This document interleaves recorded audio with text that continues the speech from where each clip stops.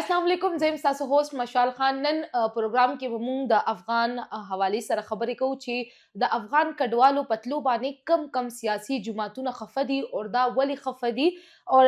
لکه د دې مسلو به اخر حل سره وزي مذاکرات هم ناکامه شوي دي بارډر هم نه کولاویږي الته چې کوم سټوډنټ هغوی هم حکومت نه دا اپیل کوي چې موږ د پاره سو کوي موږ سره څه نشته اخر د دې به حل سوي په دې ټولو خبرو دپاره موږ سره په دې پروګرام کې باخبر خبریال سید کبیر علي شاه موجود دی پروګرام کې هغوی ته هرکلی ډیره مننه خوشاله اوسئ مشال کبیر صاحب افغان کډوال روان دي اوس پورې څونه افغان کډوال لرل او څه داسې ښکاره کېږي څه سیاسي جماعتونه دي چې هغوی د هغوی پتلو باندې خفه دي د هغوی پتلو باندې د دوی د خفګان څه وجه ده ډیره مننه مشال څنګه چې تاسو خپل انټرو کوئ چې څه سیاسي جماعتونه څه کوم بیا چې کم دی نو څه سیاست کوي او څه په حقیقت کې خفه دي صحیح که راشو د جماعتونو خبرو کو نو جماعت اسلامي چې کم دی هغه په ډېر زیات خفه دی په دې نه دی خفه چې ګینې افغان کډوال د خپل وطن ته نه ځي په دې خفه دی چې دې له یو لاره جوړول پکار دی دې له یو ترتیب ایښول پکار دی تېره ورځ زموږ چې کوم د دې مشر دی د جماعت اسلامي سراج الحق صاحب سره خبرې شوې نو هغې هم دغه ویل چې د دې هیڅ پلان نشته دی لکه نه څه پالیسي هیڅ هم نه بس خو افغان کډوال د دیکې ورکوه د بارډر نه ورړه وه نو د دې پراپر یو طریقې کار پکار دی یو مطلب یخني د هلته وور شوي دي خلکو سره ماشومان دي بیماریان دي نو کم از کم چې په طریقه لاړ شي نو بهتره ده نن بیا زموږ چې کوم دی نو د جماعت اسلامي صوبایي امیر چې کوم عبدالواسع صاحب هغه سره زموږ خبرې وشوې نو هغه هم دغه ویل چې یاره زموږ پارټي په ډېره زیاته خفه ده په افغان کډوالو باندې یعنې په دې نه ده خفه چې ګینې دې دې نه ځي دې دې مکمل پاتې شي خو چې کم 40-50 کال یې زموږ په دې وطن کې تېر کړه نو موږ له پکار ده چې نور هم لږ شانتي عزت ورکړو چې په خوشحالۍ باندې لاړ شي دې سره بیا تاسو وویل چې څه سیاسي پارټۍ موږ د احمد ولي صاحب چې کومه دا 13 ورځ چې کومه جلسه وشوه په هغې کې هغه خبرې واورېدې نو هغې نه هم داسې لګېده چې هغه هم په ډېر زیات خفه دی په د افغان کډوالو باندې بل را به شو د خپل پی ټي آی ذکر به وکړو جي پی ټي آی پارټي چې کومه ده نو هغه پې خفه ده خو زه نه پوهېږم چې خفه پې څنګه ده صحیح خفه خو هغې ته یم چې لکه ته په صوبه کې ناست دی تا سره اختیار دی او ستا په صوبه کې د هغې نه چې کوم دی د کیمپونو نه بجلي کټ کېږي ټرانسفارمر یې تیوړي کیمپونه ورله ورانوي ډي سی زي ځان سره کرین بوزي نو څنګه پې خفه یې په کوم بنیاد دی نه غواړي چې دی لاړ شي که نه دا د پنجاب سایډ نه پریشر دی نو ځکه دوی استوي ګورئ جي موږ که وګورو که نه پریشر خو د پنجاب سایډ نه بالکل شته دی تاسو وګورئ چې په پنجاب کې لکه چې څومره افغان کډوالو ټولې راویستې دي تقریبا داسې موږ په سند کې وګورو هغه ځینې هم راویستې دي هلته خو باقاعده جوماتونو کې اعلانات کړي وو هلته کې په باقاعده 10-10 هزار روپۍ انعامات یې ښیي وو چې کم کس موږ ته وښیي چې پلانکي کور کې غیر قانوني افغان دي نو هغه به وروباسو خو خبره اوس موږ دغه کوو چې لکه کم سیاسي پارټۍ پې خفه دي ولې پې خفه دي لکه بعضې سیاسي پارټۍ خو په دې خفه دي چې یاره تاسو یو باسئ ویې باسئ لکه چې کوم د پاکستان او د قانون چې کوم هغه آئین دی د هغې دننه تاسو بهر کوي غیر قانوني خو لږ چې کومه رویه ده لکه دا نه اوس خلکو کې ویره او ترخه چې کوم دی هغه پیدا شوې ده چا سره که ټایم وي او کني نو هغه دا سوچ کوي چې دا نه سبا زه د خوبه پاسم او راپسې کرین راوستي او هر سره له تس نس کی نو د خلکو کاروبارونه دلته دي د افغانیانو کاروبارونه به راغونډوي خامخا په هغې باندې که یو سړی یو وړوکی دوکان هم کولو کې هغه دوکان نه بل دوکان ته شفټ کېږي نو په هغې کې هم چې کوم دی نو درې څلور ورځې کبیر صاحب تاسو څنګه چې ما خبره وکړه بیا تاسو وایئ چې داسې کم پارټي والا دي هغوی پې خفه دي نو د دې وجه څه ده لکه څه داسې وجه ده چې دوی پې خفه دي د دې په شا صرف دا ریزن دی چې د دې څه پراپر پلانینګ نشته یا د دې څه بل څه وجوهات دي ګورئ جي هغې دغه وینا کې دغه پې مونږ سوال هم کړی چې تاسو پې ولې خفه څنګه چې تاسو په ما باندې سوال وکړو نو د هغې په جواب کې دا و چې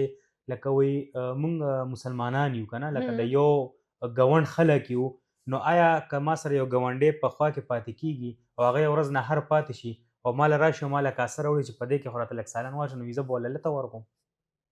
که نه زه به یې لږ راجوختوم ځي به ګاونډی به ځي دا نه چې نه ځي کوم غیر قانوني افغان دی هغه به ځي خو دې له یو طریقې کار یو ټایم ټیبل یو لار لکه دا نه وي تاسو وګورئ وي هم تاسو ځئ وي تاسو میډیا والا کورج کوئ چې هلته کې په بارډر باندې کډې پرتې وي او د کډې اړولو یې څوک نه نو لکه دا د هغې بې عزتي نه ده په روډونو باندې شپې کوي زنانه ورسره وي ماشومان ورسره وي مطلب شل قسمه مسلې راځي نو هغې خو هلته د هغوی مسله راځي که نه چې کوم ډیډلاین ورکړی شوی نو دوی ولې نه تلل ګورئ جي ډیډلاین ورکړلی شوی موږ دا منو ستاسو خبره خو د چا به وس وي تاسو ته پته شته زمونږ خو لکه بدقسمتۍ نه موږ ته بیا دا مخې ته راشي که یو ګاډي والا همداسې نارمل روټین کې چې کم دی نو 1,00,000 روپۍ اخلي نو بیا لک نه چې کم دی ډایرکټ 3-4 لکو ته خبره لاړه شي نو یو سړی به الریډي په مصیبت کې به انخطي روان به کډه به وړي بارډر نه به اوړي او هلته کې به چې کم دی نو دي کریګانې به سیوا کړي مونږ په خپله زه په خپله باندې تللی ما په بارډر باندې ما کوریج کړی دی دا درته نن نه تقریبا 2 میاشتې پهله خبره کوم زه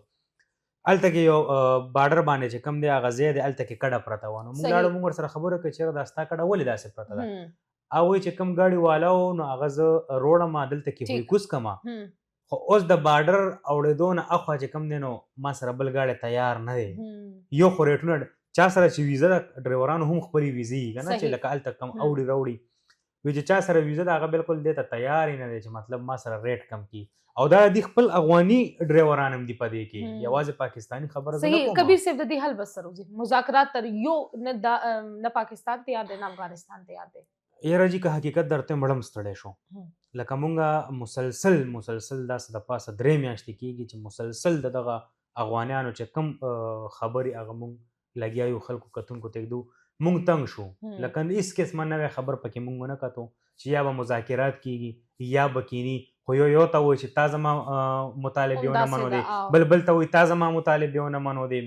نو لکه نه پوهېږو چې افغانستان څه غواړي پاکستان څه غواړي خو زه ورته بیا یو ځل ویم چې په عام ولس باندې رحم وکړئ که هغه خو افغانستان کې دي یا که په پاکستان کې دي ګورئ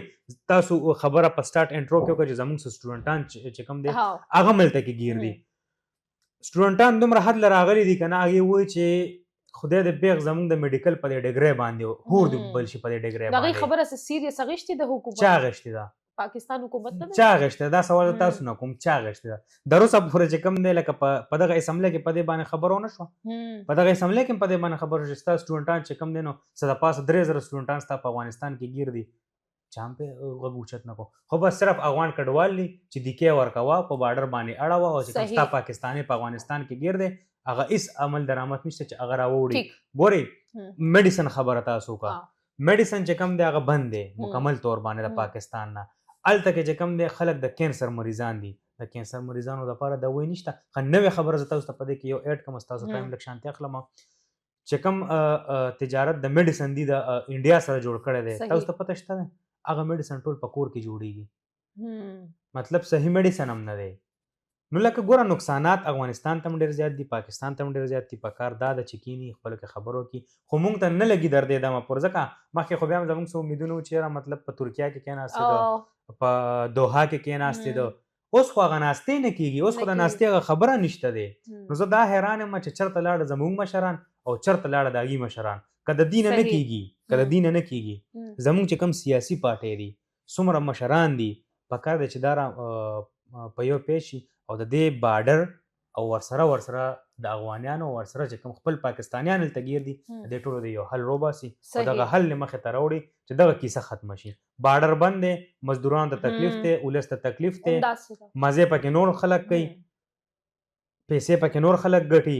او خوار چې کم دی نو د افغانستان او د پاکستان ولس دی صحیح د کبیر صاحب ډېره مننه د وخت راکولو امید کوم چې تاسو به د کبیر صاحب خبرې خوښې شوي افغان صورتحال باندې خپل فیډبیک کمنټ سیکشن کې ضرور شیر کړئ تر نیکسټ پروګرام پورې ما تر زما ټیم ته اجازت راکوئ د لوی الله په امان